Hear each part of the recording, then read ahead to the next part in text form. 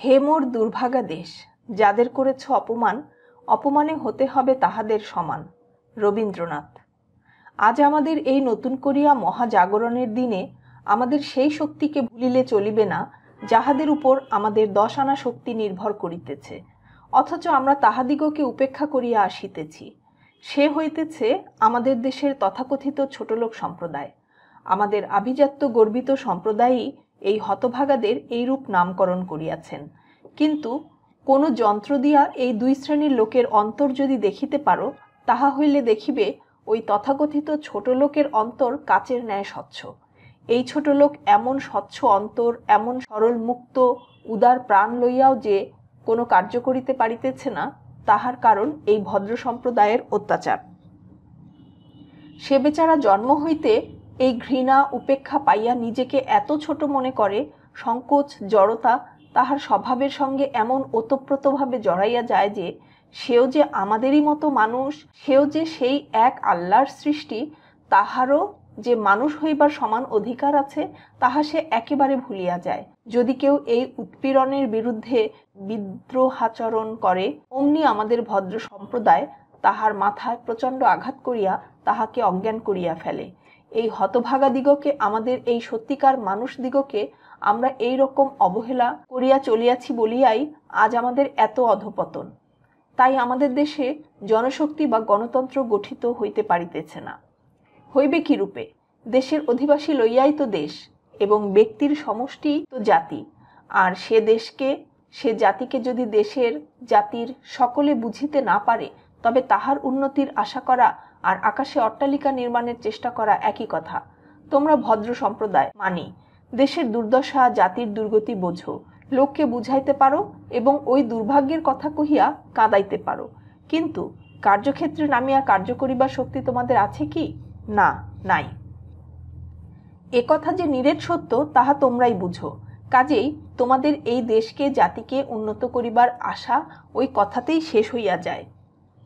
কিন্তু যদি একবার আমাদের এই জনশক্তিকে উদ্বুদ্ধ করিতে পারো, তাহাদিগকে মানুষ বলিয়া, ভাই বলিয়া কোল দিবার মতো উদারতা থাকে, তাহাদিগের শক্তির উন্মেষ করিতে পারো, তাহা হইলে দেখিবে তুমি শত বৎসর ধরিয়া প্রাণপণে চেষ্টা সত্ত্বেও যে কাজ করিতে পারিতেছ না, একদিনে সেই কাজ সম্পন্ন হইবে।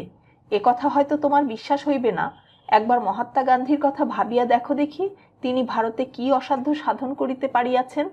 তিনি যদি এমনই করিয়া প্রাণ খুলিয়া ইহাদের সহিত না মিশিতেন, ইহাদের সুখ দুঃখের কথা এমন করিয়া ভাগী না হইতেন, ইহাদিগকে যদি নিজের বুকের রক্ত দিয়া তাহারা খাইতে পাইল না বলিয়া নিজেও তাহাদের সঙ্গে উপবাস করিয়া ইহাদিগকে নিতান্ত আপনার করিয়া না তুলিতেন, তাহা হইলে আজ তাহাকে কে মানিত? কে তাহার কথায় কর্ণপাত করিত? কে তাহাকে একটি ইঙ্গিতে এমন করিয়া বুক বাড়াইয়া মরিতে পারিত? তাহার আভিজাত্য গৌরব নাই, পদগৌরবের অহংকার নাই। অনায়াসে প্রাণের মুক্ত উদারতা লইয়া তোমাদের ঘৃণ্য এই ছোট লোককে বক্ষে ধরিয়া ভাই বলিয়া ডাকিয়াছেন। সে আহ্বানে জাতিভেদ নাই, ধর্মভেদ নাই, সমাজভেদ নাই। সে যে ডাকার মতো ডাকা, তাই নিখিল ভারতবাসী এই উপেক্ষিত হতভাগারা তাহার দিকে এত হা হা করিয়া ব্যগ্র বাহু মেলিয়া ছুটিয়াছে। হায়, তাহাদের যে আর কেহ কখনো এমন করিয়া এত বুক ভরা স্নেহ দিয়া আহ্বান করে নাই। এ মহা আহ্বানে তারা কি সাড়া না দিয়া পারে?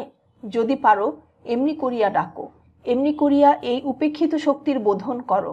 দেখিবে ইহারাই দেশে যুগান্তর আনিবে, অসাধ্য সাধন করিবে। ইহাদিগকে উপেক্ষা করিবার, মানুষকে মানুষ হইয়া ঘৃণা করিবার তোমার কি অধিকার আছে? ইহা তো আত্মার ধর্ম নয়। তাহার আত্মা তোমার আত্মার মতোই ভাস্বর, আর একই মহা আত্মার অংশ। তোমার জন্মগত অধিকারটাই কি এত বড়? তুমি যদি এই চণ্ডাল বংশে জন্মগ্রহণ করিতে, তাহা হইলে তোমার মতো ভদ্রলোকদের দেওয়া এই সব হতাদর, উপেক্ষার আঘাত, বেদনার নির্মমতা একবার কল্পনা করিয়া দেখো দেখি। ভাবিতে তোমার আত্মা কি শিহরিয়া উঠিবে না? আমাদের এই পতিত চণ্ডাল ছোটলোক ভাইদের বুকে করিয়া তাহাদিগকে আপন করিয়া লইতে তাহাদেরই মতো দিন ও বসন পড়িয়া, তাহাদের প্রাণে তোমারও প্রাণ সংযোগ করিয়া উচ্চ শিরে তার সম্মুখে আসিয়া দাঁড়াও। দেখিবে বিশ্ব তোমাকে নমস্কার করিবে। এসো, আমাদের উপেক্ষিত ভাইদের হাত ধরিয়া আজ বোধনবাসীতে সুর দেই। কিসের দুঃখ, কিসের দৈন্য, কিসের লজ্জা, কিসের ক্লেশ। পাঠ পরিচিতি। উপেক্ষিত শক্তির উদ্বোধন শীর্ষক প্রবন্ধটি বাংলা একাডেমি থেকে প্রকাশিত নজরুল রচনাবলী থেকে সংকলন করা হয়েছে। অবিভক্ত ভারতবর্ষের পটভূমিতে লেখা প্রবন্ধটি সম্পাদনা করে পাঠ্যভুক্ত করা হয়েছে। এটি কাজী নজরুল ইসলামের যুগবাণী নামক প্রবন্ধ গ্রন্থের একটি রচনা। আলোচ্য প্রবন্ধে কাজী নজরুল ইসলামের সাম্যবাদী মানসিকতার পরিচয় ফুটে উঠেছে। একটি দেশের গণতন্ত্র প্রতিষ্ঠায় ছোট বড়, উঁচু নিচু, ধর্মীয় ও জাতিগত বিভেদ দূর করা আবশ্যক। বিশ্বের বুকে মর্যাদাবান জাতি ও রাষ্ট্র গঠন করতে প্রতিটি দেশের মনীষীগণ আমরণ সংগ্রাম করে গেছেন। তাদের নির্দেশিত পথে যদি আমরা পরিভ্রমণ করতে পারি, তবে আমাদের সমাজ ও রাষ্ট্রীয় জীবনে সুখ ও সমৃদ্ধি বিরাজ করবে। প্রবন্ধটিতে জাতি, ধর্ম, সমাজভেদের বিরুদ্ধে অবস্থান নিয়েছেন কাজী নজরুল ইসলাম। এ প্রবন্ধ শ্রেণী, ধর্ম, জাতি ও সমাজ ভেদ মুক্ত বৈষম্যহীন রাষ্ট্র প্রতীক্ষার শিক্ষা দেয়।